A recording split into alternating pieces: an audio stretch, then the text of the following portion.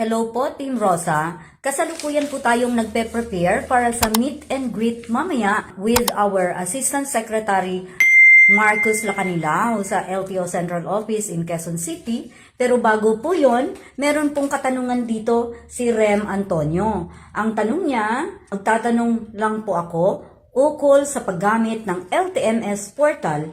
Ina-allowed po ba ang paggamit ng LTMS portal para ipakita ang digital ID o driver's license sa traffic enforcer or LTO officer o police officer sakaling magkaroon ng checkpoint o hanapan ng driver's license in case na hindi madala? Ang sagot sa katanungan mo, Rem, ay opo. Pwede pong gamitin ang digital ID natin or sa ating LTO portal.